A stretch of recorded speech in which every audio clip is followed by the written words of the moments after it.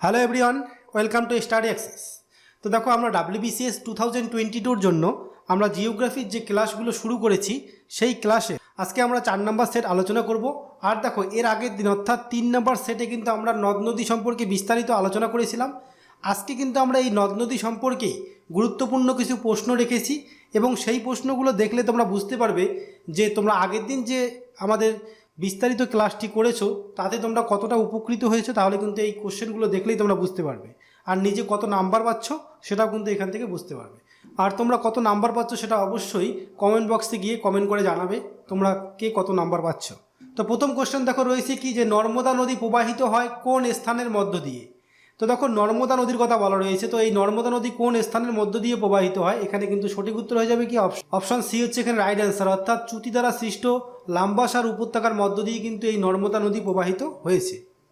তো দেখো, এই যে নর্মদা নদী রয়েছে, এই নর্মদা নদী হচ্ছে ভারতের একটি গুরুত্বপূর্ণ নদী। এটি হচ্ছে কিন্তু একটি পশ্চিম বাহিনী নদী। এই ভারতীয় পশ্চিম বাহিনী নদীটা যেটা রয়েছে, এটি হচ্ছে ভারতের মধ্যে, ভারতীয় উপমহাদেশের মধ্যে পঞ্চম দীর্ঘতম নদী। আর দেখো, এটি হচ্ছে কি Periplus of the Erythraean Sea গ্রন্থে কিন্তু এই নদীটার নাম কি দেওয়া রয়েছে, নম্যদাস। এই নম্যদাস বলে কিন্তু উল্লেখ করা রয়েছে হচ্ছে পেরিপ্লাস অব দি ইরিথ্রিয়ান যে বুকটা রয়েছে সেখানে। আর এই নদীটিকে কিন্তু হচ্ছে ব্রিটিশরা যে রয়েছে, এই ব্রিটিশরা কিন্তু হচ্ছে নেরোবুড্ডা বলে অভিহিত করেছেন, বা কেউ কেউ আবার বলেছেন হচ্ছে নরবাদা বলে উল্লেখ করেছেন এটিকে। সংস্কৃত ভাষায় নর্মদা যে রয়েছে, এই নর্মদা শব্দের অর্থ কী, তোমার সুখ প্রদয়িনী। আর এই নদী উত্তর ও দক্ষিণে ভারতের প্রথাগত সীমারেখা নির্দেশ করে। দেখো, উত্তর এবং দক্ষিণ দিকে যে ভারতের প্রথাগত সীমারেখা সেটাকে নির্দেশ করে হচ্ছে এই নর্মদা নদী। আর এটি হচ্ছে একটি পশ্চিম বাহিনী নদী, এটা এখানে বলাই রয়েছে। এখানে দেখো, এই নদীটা কোথায় গিয়ে পতিত হয়েছিল, এই নদী কিন্তু পতিত হয় হচ্ছে খাম্বাদ উপসাগরে। আর এর সঙ্গে সঙ্গে একইভাবে তোমার আর একটা নদী প্রবাহিত হয় এর পাশাপাশি, সেটা হচ্ছে তাপ্তি নদী। তাছাড়া হচ্ছে আরও কিছু পশ্চিম বাহিনী নদী রয়েছে এর সঙ্গে, মাহি নদী, এটা হচ্ছে পশ্চিম বাহিনী নদী। তো দেখো, সাতপুরা এবং বিন্ধ্য পর্বত, এই যে দুটো পর্বত রয়েছে, এই দুটো পর্বতের মধ্য দিয়েই কিন্তু হচ্ছে আমাদের এই নর্মদা নদী প্রবাহিত হয়। আর এর সঙ্গে সঙ্গে যে তাপ্তি নদীটা রয়েছে, এই তাপ্তি নদী আমরা আগের দিন আলোচনা করেছিলাম। এই তাপ্তি নদীও কিন্তু হচ্ছে সাতপুরা এবং অজন্তা যে পর্বত রয়েছে, এই দুটি পর্বতের মধ্য দিয়ে কিন্তু এই তাপ্তি নদী প্রবাহিত হয়। পরবর্তী কোশ্চেন দেখো কি রয়েছে, যে সিন্ধু নদের উৎপত্তি স্থল হচ্ছে। তো এই সিন্ধু নদের উৎপত্তি স্থল কি, এখানে রাইট অ্যান্সার হচ্ছে আমাদের অপশন ডি, অর্থাৎ মানস সরোবর হ্রদ হয়ে যাবে এখানে সঠিক উত্তর। তো দেখো, সিন্ধু নদ যে রয়েছে, এই সিন্ধু নদ হলো উত্তর ভারতের একটি গুরুত্বপূর্ণ নদ। আর মোট দৈর্ঘ্য বেশি হলেও সিন্ধু কিন্তু ভারতের দীর্ঘতম নদ নয়। কারণ কি, কারণ হচ্ছে সিন্ধু নদ বেশিরভাগটাই কোথায় রয়েছে, তোমার পাকিস্তানে রয়েছে। তো দেখো, এর উৎপত্তি কোথায়, তিব্বতের মানস সরোবরের নিকট কৈলাস পর্বতের তোমার সিংগাবার যে হিমবাহ রয়েছে, সেই হিমবাহ থেকে সিন্ধু নদ উৎপত্তি লাভ করেছে। আর দেখো, এই মানস সরোবর থেকে আরও একটি নদী উৎপত্তি লাভ করেছে, সেটা কি, সেটা কিন্তু হচ্ছে ব্রহ্মপুত্র নদী। এই ব্রহ্মপুত্র মানস সরোবরে উৎপত্তি লাভ করে, অর্থাৎ তিব্বতের মানস সরোবরে উৎপত্তি লাভ করে, একদম তিব্বত দিয়ে অতিবাহিত হয়ে অরুণাচল প্রদেশে গিয়ে কিন্তু ভারতে প্রবেশ করে।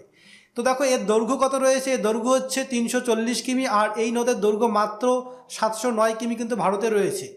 এর তীরবর্তী শহরগুলো কী কী রয়েছে, দেখো, সিন্ধু নদীর উপনদীর সদর তীরে রয়েছে হচ্ছে ফিরোজপুর, লুধিয়ানা, এবং ঝিলাম নদীর তীরে রয়েছে হচ্ছে জম্মু কাশ্মীর।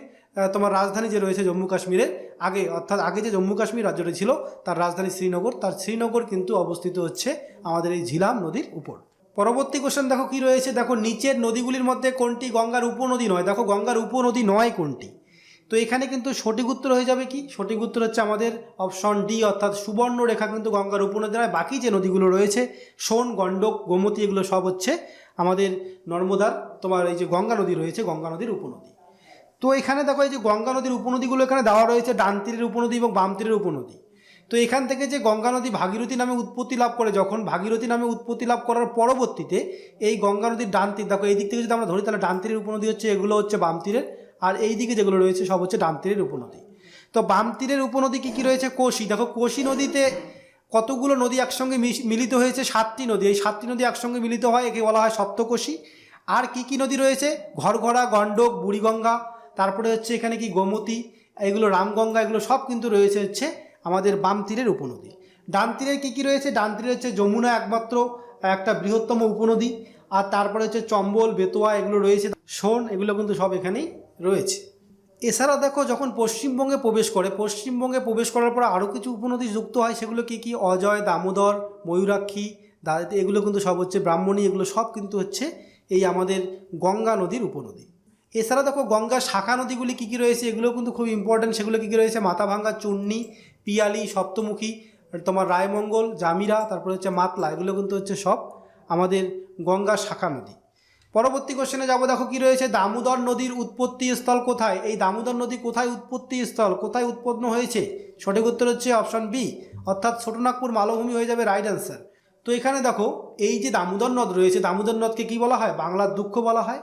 আর দামোদর নদের উপরে কি রয়েছে? দামোদর ভ্যালি কর্পোরেশন কিন্তু এখানেই গড়ে উঠেছে দামোদর নদীর উপর। আর দেখো বিহারের দুঃখ কাকে বলা হয়? কোশি নদীকে কিন্তু বিহারের দুঃখ বলা হয়, এটাও তোমরা এখান থেকে মনে রাখবে। নেক্সট কি রয়েছে, ভারতের মধ্যে নিচের কোন নদীটি হিমালয়ের অধিক প্রাচীন? তো দেখো ভারতের যে রয়েছে, ভারতের মধ্যে যে হিমালয়ের নদীগুলো রয়েছে তার মধ্যে কোন নদীটি হিমালয়ের অধিক প্রাচীন? তো হিমালয়ের থেকেও প্রাচীন কোনটি? এখানে সঠিক উত্তর হচ্ছে কি আমাদের অপশন এ, অর্থাৎ শতদ্র কিন্তু হয়ে যাবে এখানে রাইট অ্যান্সার। এই শতদ্র নদী অনেক আগেই কিন্তু উৎপত্তি লাভ করে। পরবর্তী কোশ্চেন কি রয়েছে, নদীর কোন গতিপথে মিয়েন্ডার গঠিত হয়? এগুলো কিন্তু আমরা খুব ভালোভাবে আলোচনা করেছিলাম। নদীর উচ্চ গতিতে হচ্ছে ভি আকৃতির উপত্যকা, আই আকৃতির উপত্যকা, এগুলো কিন্তু নদীর উচ্চ গতিতে সৃষ্টি হয়। আর ভি আকৃতির উপত্যকা, আই আকৃতির উপত্যকা যেখানে হচ্ছে ক্যানিয়ন রয়েছে, হ্যাঁ, এই ক্যানিয়নও উৎপত্তি হয় হচ্ছে আমাদের নদীর উচ্চ গতিতে। আর একদম নিম্ন গতিতে কিন্তু মিয়েন্ডারের সৃষ্টি হয়, কারণ হচ্ছে নিম্ন গতিতে নদীর বহন ক্ষমতা কমে যায়। তার ফলে কি করে, নদী খালি কিন্তু হচ্ছে কোমল শিলা যেখানে রয়েছে সেই কোমল শিলা অধ্যুষিত অঞ্চল দিয়ে অতিবাহিত হয়। অর্থাৎ এখানে কিন্তু যে আমাদের কঠিন শিলাগুলো রয়েছে, এই কঠিন শিলাগুলোকে ভেদ করে কিন্তু নদী অতিবাহিত হতে পারে না, কারণ হচ্ছে স্রোতের গতি কিন্তু অনেকটাই কমে যায়, তাই কিন্তু হচ্ছে কঠিন শিলা অতিবাহিত করতে পারে না, তাই কিন্তু কোমল শিলায় যায়। কোমল শিলাগুলি একদম একইভাবে কিন্তু কোমল শিলা থাকে না, কারণ হচ্ছে কোমল শিলা স্থানভেদে পার্থক্য দেখা যায়, শিলার এক জায়গায় কঠিন এক জায়গায় কোমল, এইভাবে পার্থক্য দেখা যাওয়ার ফলে নদীও কিন্তু এঁকে বেঁকে প্রবাহিত হয়। অর্থাৎ খালি কোমল শিলাগুলো ক্ষয় করে নদী তার বহন ক্ষমতা অর্থাৎ তার জল বহনটা করে নিয়ে চলে একদম গিয়ে তারপরে কিন্তু সমুদ্রে পতিত হয়। তো তার জন্যই কিন্তু এই নিম্ন গতিতেই আমাদের এই মিয়েন্ডারটা সৃষ্টি হয়ে থাকে। তাহলে এখানে অপশন সি হয়ে যাবে আমাদের রাইট অ্যান্সার। পরবর্তী কোশ্চেন, অজয় নদী যে দুটি নদীর মধ্য দিয়ে প্রবাহিত হয়েছে? তো দেখো অজয় নদী কোন দুটি নদীর মধ্য দিয়ে প্রবাহিত হয়? তো এটা কিন্তু পশ্চিমবঙ্গ ভূগোলের একটি কোশ্চেন। আর এই কোশ্চেনগুলো আমরা কিন্তু আরও আলোচনা করব, কারণ হচ্ছে পশ্চিমবঙ্গের ভূগোলটা আমাদের এখনও আলোচনা করা বাকি রয়েছে। যখন পশ্চিমবঙ্গ ভূগোল আলোচনা করব তখন কিন্তু আমরা এই নদীগুলি দামোদর, অজয়, এই নদীগুলো সম্পর্কে বিস্তারিত আলোচনা করব। তো এখানে রাইট অ্যান্সার কী হবে? রাইট অ্যান্সার হচ্ছে আমাদের দামোদর ও ময়ূরাক্ষী। দামোদর ও ময়ূরাক্ষী হয়ে যাবে এখানে সঠিক উত্তর, অপশন ডি হচ্ছে রাইট অ্যান্সার। নেক্সট কী রয়েছে, দক্ষিণ ভারতের দীর্ঘতম নদী? দক্ষিণ ভারতের বলা রয়েছে, দেখো দক্ষিণ ভারতের দীর্ঘতম নদী কাকে বলা হয়? এটা কিন্তু রাইট অ্যান্সার হচ্ছে আমাদের অপশন বি, অর্থাৎ গোদাবরী হয়ে যাবে এখানে সঠিক উত্তর। আর এই গোদাবরীকে কী বলা হয়? দক্ষিণ ভারতের গঙ্গা বলা হয়, কারণ হচ্ছে এটা হচ্ছে গঙ্গার মতো দীর্ঘতম বলেই কিন্তু একে দক্ষিণ ভারতের গঙ্গা বলা হয়। আর এই যে গোদাবরী নদী রয়েছে, গোদাবরী নদীকে কিন্তু বৃদ্ধ গঙ্গাও বলা হয়ে থাকে। পরবর্তী কোশ্চেন, যে অলকানন্দা এবং ভাগীরথী নদীর সঙ্গমস্থল হলো, অর্থাৎ অলকানন্দা এবং ভাগীরথী নদীর যে সঙ্গমস্থল যেখানে মিলিত হয় সেই স্থানটির নাম কি? তো এখানে রাইট অ্যান্সার কী হবে? দেবপ্রয়াগ। তো অপশন এ হচ্ছে এখানে সঠিক উত্তর। তো এখানে দেখো দেওয়া রয়েছে কোন কোন নদী মিলিত হলে কোন স্থানটির নাম কি হবে, সেটা এখানে দেওয়া রয়েছে। অলকানন্দা এবং ধৌলিগঙ্গা যেখানে মিলিত হয় সেটা হচ্ছে বিষ্ণুপ্রয়াগ। অলকানন্দা এবং মন্দাকিনী যেখানে মিলিত হয় সেটা হচ্ছে রুদ্রপ্রয়াগ। এছাড়া হচ্ছে অলকানন্দা এবং ভাগীরথী যেখানে মিলিত হয় সেটা হচ্ছে কি দেবপ্রয়াগ। এছাড়া কি রয়েছে, অলকানন্দা এবং পিণ্ডার নদী যেখানে মিলিত হয় সেটা হচ্ছে কর্ণপ্রয়াগ। অলকানন্দা এবং নন্দাকিনী নদী যেখানে মিলিত হয় সেটা হচ্ছে নন্দপ্রয়াগ। এছাড়া রয়েছে সর্বশেষ, সেটা হচ্ছে অলকানন্দা এবং সরস্বতী নদী যেখানে মিলিত হয় সেটা হচ্ছে কেশবপ্রয়াগ। নেক্সট কোশ্চেন কি রয়েছে, উৎপত্তি স্থলে গঙ্গা নদীর নাম কি ছিল? তো গঙ্গা নদী যখন উৎপত্তি স্থলে ছিল, অর্থাৎ যেখানে উৎপত্তি লাভ করে সেখানে গঙ্গা নদীর কী নাম হয়? তো এখানে রাইট অ্যান্সার হচ্ছে কি আমাদের অপশন এ, অর্থাৎ ভাগীরথী কিন্তু হয়ে যাবে এখানে সঠিক উত্তর। দেখো উত্তরাখণ্ডের গঙ্গোত্রী হিমবাহ থেকে যখন উৎপত্তি লাভ করে গঙ্গা নদী তখন কিন্তু তার নাম হয় হচ্ছে ভাগীরথী। পরবর্তীকালে অন্যান্য নদীগুলির সঙ্গে মিলিত হয়ে তার নাম কিন্তু পরিবর্তন হয়ে গঙ্গা হয়ে যায়। তো গঙ্গা নদী কিন্তু প্রথম যখন উৎপত্তি লাভ করে তখন তার নাম হয় কি? ভাগীরথী। পরবর্তী কোশ্চেন, দেখো গঙ্গা নদী সমভূমি প্রবাহ কোথায় শুরু হয়? তো যেখান থেকে সমভূমি প্রবাহ শুরু হয় সেই অঞ্চলটার নাম কি? তো এখানে সঠিক উত্তর অপশন বি, হরিদ্বার হয়ে যাবে এখানে রাইট অ্যান্সার। তো এখানে দেখো উচ্চগতি, মধ্যগতি, নিম্নগতি, অর্থাৎ উচ্চগতিটাকে বলা হচ্ছে পার্বত্য প্রবাহ, মধ্যগতিটাকে বলা হচ্ছে সমভূমি প্রবাহ, নিম্নগতিটাকে কি বলা হয়? নিম্নগতিটাকে কিন্তু বলা হচ্ছে বদ্বীপ প্রবাহ। তো উচ্চ প্রবাহ হচ্ছে উৎপত্তি স্থান থেকে হরিদ্বার পর্যন্ত গঙ্গার উচ্চগতি বা পার্বত্য প্রবাহ থাকে। এরপরে যখন মধ্যগতি বা সমভূমি প্রবাহ আসে তখন কিন্তু হরিদ্বার থেকে একদম বিহারের রাজমহল পাহাড় পর্যন্ত এই যে স্থানটি রয়েছে সেটাকেই কিন্তু বলা হয় হচ্ছে মধ্যগতি বা সমভূমি প্রবাহ। নেক্সট হচ্ছে নিম্নগতি বা বদ্বীপ প্রবাহ, অতঃপর রাজমহল পাহাড়ের নিকট পশ্চিমবঙ্গ প্রবেশ করে। এই পশ্চিমবঙ্গে প্রবেশ করে হচ্ছে রাজমহল পাহাড়ের নিকট মুর্শিদাবাদের ধুলিয়ানার কাছে গঙ্গা নদী দুটি শাখাতে বিভক্ত হয়। প্রধানত শাখা তোমার প্রধান যে শাখাটা রয়েছে পদ্মা নাম নিয়ে বাংলাদেশে প্রবেশ করে, আর মেঘনার সাথে মিলিত হয়ে মেঘনার নামে বঙ্গোপসাগরে মিশে যায়।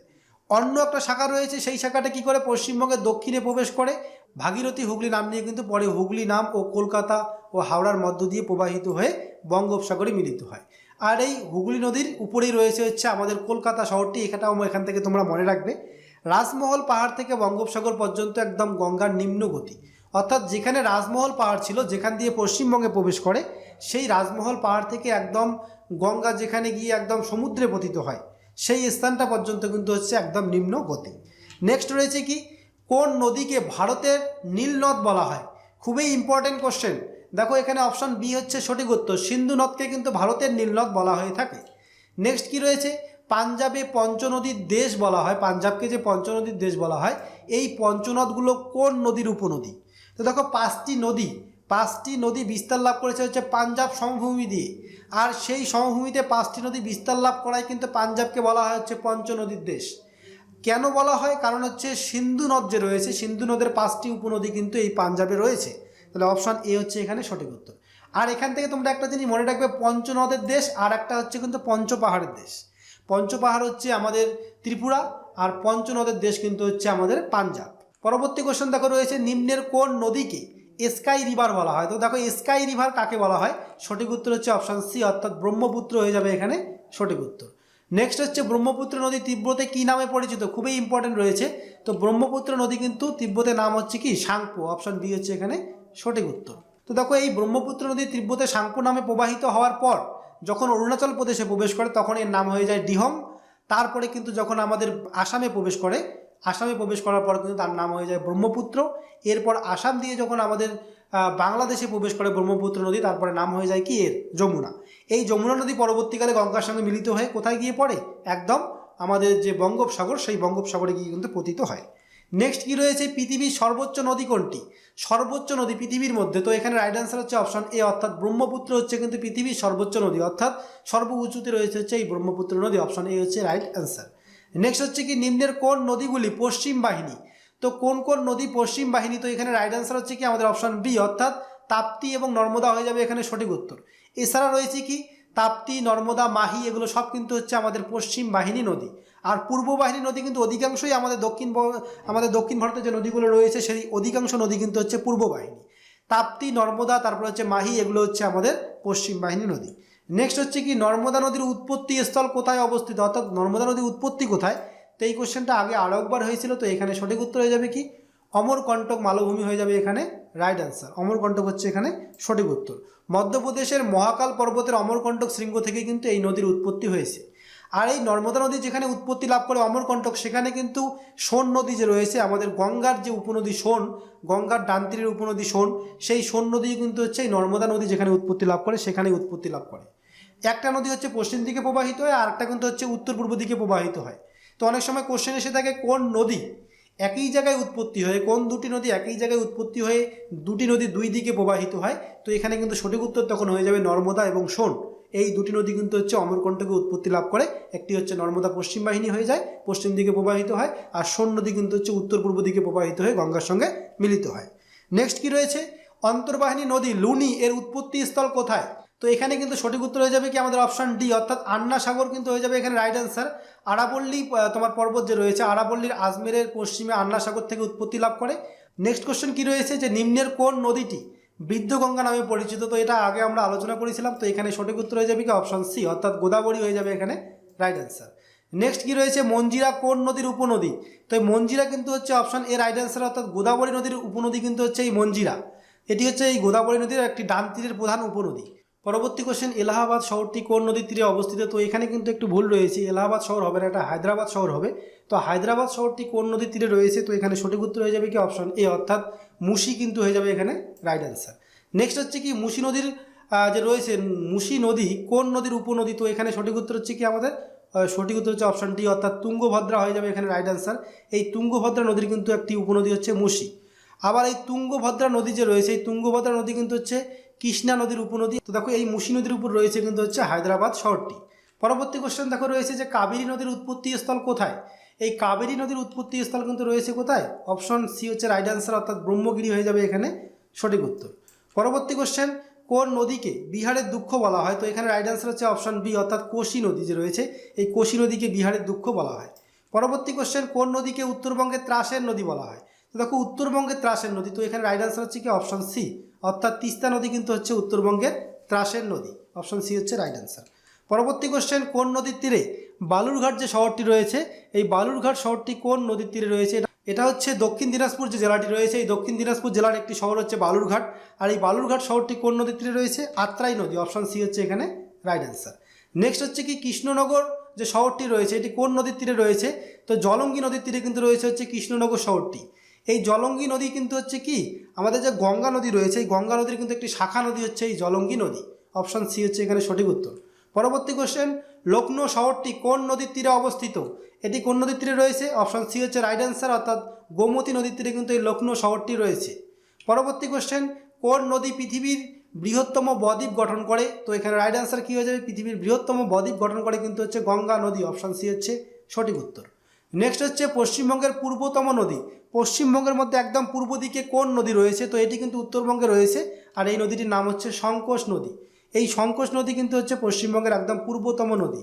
এটি হচ্ছে পশ্চিমবঙ্গ এবং আসামের সীমানা নির্দেশ করে এই নদীটি। এই সংকোচ নদী হচ্ছে পশ্চিমবঙ্গ এবং আসামের সীমানা নির্দেশ করে থাকে, এটাও কিন্তু প্রশ্ন এসে থাকে। পরবর্তী কোশ্চেন গঙ্গা নদীর উৎপত্তি স্থল হলো, গঙ্গা নদীর উৎপত্তি কোথায়? এই প্রশ্নটার আগে আমরা আরও আলোচনা করেছিলাম, তো এখানে রাইট অ্যান্সার হয়ে যাবে কি অপশন সি হচ্ছে সঠিক উত্তর, অর্থাৎ গঙ্গোত্রী হিমবাহ হয়ে যাবে এখানে সঠিক উত্তর। পরবর্তী কোশ্চেন দেখো রয়েছে কি মাজুলি নদীদ্বীপ গড়ে উঠেছে কোন নদীতে? তো দেখো মাজুলি দ্বীপটা যে রয়েছে, মাজুলি দ্বীপ কি তোমার পৃথিবীর একদম বৃহত্তম নদীদ্বীপ একটি। আর এই নদীদ্বীপ মাজুলি যে রয়েছে, এটি কিন্তু রয়েছে কোথায়? ব্রহ্মপুত্র যে নদী রয়েছে, এই ব্রহ্মপুত্র নদীর উপর। এটা কোথায় রয়েছে? আসামে রয়েছে। তো এখানে সঠিক উত্তর হচ্ছে ব্রহ্মপুত্র। পরবর্তী কোশ্চেন গেরসোপ্পা জলপ্রপাত কোন নদীতে অবস্থিত? এখানে সঠিক উত্তর হচ্ছে কি আমাদের সরাবতী নদী। সরাবতী কিন্তু হয়ে যাবে এখানে সঠিক উত্তর। তো দেখো কর্ণাটকের তোমার শিগম জেলাতে কিন্তু গেরসোপ্পা জলপ্রপাত অবস্থিত, আর এই যে জলপ্রপাত, এই জলপ্রপাত কিন্তু হচ্ছে যোগ জলপ্রপাত নামেও পরিচিত। পরবর্তী কোশ্চেন পৃথিবীর বৃহত্তম বদ্বীপ কোন নদীতে রয়েছে? পৃথিবীর বৃহত্তম বদ্বীপ একটু আগে আমরা আলোচনা করলাম, এটা হচ্ছে গঙ্গা ব্রহ্মপুত্র বদ্বীপ যেটা রয়েছে, এটি হচ্ছে পৃথিবীর একটি বৃহত্তম বদ্বীপ। তো অপশন সি হচ্ছে এখানে সঠিক উত্তর। তো গাঙ্গেয় বদ্বীপ হচ্ছে যেটা রয়েছে, এই গাঙ্গেয় বদ্বীপ কিন্তু রয়েছে হচ্ছে গঙ্গীয় যে বদ্বীপ, এটা হচ্ছে সুন্দরবনের বদ্বীপ। আর দক্ষিণ এশিয়ায় অবস্থিত একটি বদ্বীপ যা হচ্ছে বাংলাদেশ এবং ভারতের পশ্চিমবঙ্গ প্রদেশ নিয়ে গঠিত হয়েছে এই যে গঙ্গা ব্রহ্মপুত্র বদ্বীপ এটি। আর এটি হচ্ছে পৃথিবীর বৃহত্তম নদীভিত্তিক বদ্বীপ, আর এটি হচ্ছে গঙ্গা ব্রহ্মপুত্র সহ বেশ কয়েকটি নদীর মিলিত জলরাশি হিসাবে কিন্তু বঙ্গোপসাগরে পতিত হয়েছে। তো দেখো এই যে বদ্বীপটা রয়েছে গঙ্গা ব্রহ্মপুত্র বদ্বীপ, এটিকে কিন্তু হচ্ছে গ্রিন ডেল্টা বা সবুজ দ্বীপও বলা হয়ে থাকে। এটা এখান থেকে তোমরা মনে রাখবে, গ্রিন ডেল্টা বা সবুজ দ্বীপ বলা হয়ে থাকে হচ্ছে এই গঙ্গা ব্রহ্মপুত্র বদ্বীপকে। রুদ্রপ্রয়াগ ড্যাশের সঙ্গমস্থল, এটা আমরা আগে আলোচনা করেছিলাম। তো দেখো এখানে সঠিক উত্তর হচ্ছে অপশন বি, অর্থাৎ মন্দাকিনী ও অলকানন্দা হয়ে যাবে এখানে রাইট অ্যান্সার। এই মন্দাকিনী এবং অলকানন্দা যেখানে মিলিত হয় সেটাকে বলা হয় হচ্ছে রুদ্রপ্রয়াগ। এখানে প্রয়াগগুলো দেখো দেওয়া রয়েছে সবগুলো, এটা দেখে নেবে। তো দেখো উত্তরাখণ্ডের শতপ্রন্ত এবং ভাগীরথীর খড়ক যে তোমার হিমবাহ রয়েছে, হিমবাহের পাদদেশে ও সঙ্গমস্থলে অলকানন্দা উদ্ভূত হয়েছে। গৌতমী ও বশিষ্ঠ হলো কোন নদীর প্রধান শাখা নদী? তো এখানে সঠিক উত্তর হয়ে যাবে কি আমাদের অপশন বি, অর্থাৎ গোদাবরী কিন্তু হয়ে যাবে এখানে রাইট অ্যান্সার। গোদাবরী নদী তোমার দক্ষিণ ভারতের একটি দক্ষিণ পূর্ব বাহিনী নদী, আর এই নদীর অববাহিকায় কিন্তু ভারতের বৃহত্তম নদী অববাহিকা যেটা রয়েছে, সেই অববাহিকা তোমার অববাহিকাগুলির মধ্যে কিন্তু অন্যতম হচ্ছে এটি একটি। মহারাষ্ট্র রাজ্যের নাসিক জেলার তোমার ত্রিম্বকে এই নদীর উৎপত্তি লাভ করেছে। মহারাষ্ট্রের নাসিক জেলার কোথায়? ত্রিম্বকে কিন্তু এই গোদাবরী নদীর উৎপত্তি লাভ করেছে। পরবর্তী কোশ্চেন কোন নদীর তীরে কোটা শহরটি অবস্থিত? এখানে সঠিক উত্তর হচ্ছে চম্বল। অপশন সি হচ্ছে রাইট অ্যান্সার। চম্বল নদী হলো যমুনা নদীর প্রধান উপনদী, আর এটি হচ্ছে বৃহত্তম গঙ্গা অববাহিকার অংশ।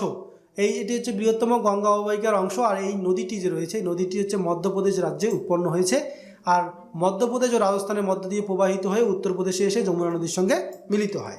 পরবর্তী কোশ্চেন কলকাতা শহরে গঙ্গা নদী কি নামে পরিচিত? তো এখানে হুগলি নামে পরিচিত, অপশন এ হচ্ছে রাইট অ্যান্সার। হুগলি নদী বা ভাগীরথী, হুগলি যে রয়েছে সেটি পশ্চিমবঙ্গের নদীর একটি শাখা নদী। সেই ভাগীরথী হুগলি নদীর রয়েছে সেটার শাখা নদী হচ্ছে এটা।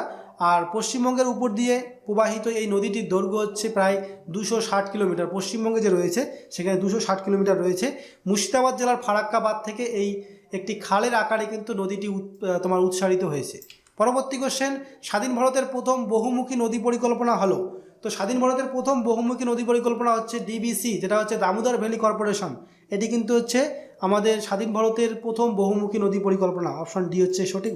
পরবর্তী কোশ্চেন, হীরাকুদ বাঁধ কোন নদীর উপর অবস্থিত? এখানে সঠিক উত্তর হচ্ছে অপশন ডি, মহানদীর উপর কিন্তু এই হীরাকুদ বাঁধ রয়েছে। হীরাকুদ বাঁধ নির্মিত হয় ভারতের উড়িষ্যা রাজ্যে। আর মহানদীর উপরেও কিন্তু এই সম্বলপুর থেকে প্রায় 15 কিলোমিটার দূরে রয়েছে। আর বাঁধের পিছনে প্রসারিত রয়েছে একটি হ্রদ, হীরাকুদ জলাধার যেটা রয়েছে। হীরাকুদ জলাধার কিন্তু 55 কিলোমিটার দীর্ঘ রয়েছে। পরবর্তী কোশ্চেন, শতদ্র কোন নদীর উপনদী? তো এখানে আমরা আগে আলোচনা করেছিলাম এই শতদ্র নদী কোন নদীর উপনদী। সঠিক উত্তর হচ্ছে অপশন বি, অর্থাৎ সিন্ধু নদীর কিন্তু একটি উপনদী হচ্ছে শতদ্র নদী। তো দেখো, শতদ্র নদী বা সতলুজ নদী হলো পাঁচটি নদীর দীর্ঘতম, যা হচ্ছে উত্তর ভারতের পাঞ্জাব পাকিস্তানের ঐতিহাসিক সন্ধিক্ষণ অঞ্চলের মধ্য দিয়ে প্রবাহিত হয়। আর এটি হচ্ছে সিন্ধু নদীর পূর্ব প্রান্তের উপনদী। পরবর্তী কোশ্চেন, উচ্চ গতিতে নদী উপত্যকার আকৃতি হয় ইংরেজি কোন অক্ষরের মতো? তো দেখো, আমরা ভি আকৃতির উপত্যকা দেখেছি উচ্চ গতিতে। তো এখানে সঠিক উত্তর হয়ে যাবে ভি এর মতো, অপশন ডি হচ্ছে রাইট অ্যান্সার। তো দেখো, আদর্শ নদীতে তিনটি গতি দেখা যায়, একটা হচ্ছে উচ্চ গতি, একটা নিম্ন গতি, একটা হচ্ছে মধ্যগতি।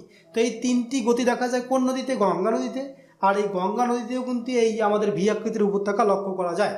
তো এখানে দেখো, এই ভি আকৃতির উপত্যকা দেওয়া রয়েছে। যে কী বলা রয়েছে, আমরা আগে নদীর ক্ষয়কার্যের তোমার কথা জেনেছি। নদীর পার্বত্য প্রবাহে নদীর বেগ অত্যন্ত বেশি থাকায় নদীর কী হয়, সম্পূর্ণ শক্তি মূলত নিম্ন ক্ষয় করতেই খরচ হয়ে যায়, পার্শ্ব ক্ষয় খুব কম হয়ে থাকে। আর নদী খাতের পার্শ্ব ক্ষয় অপেক্ষা নিম্ন ক্ষয় অনেক বেশি হয়, কিন্তু ইংরেজি ভি অক্ষরের মতো নদী উপত্যকার সৃষ্টি হয়।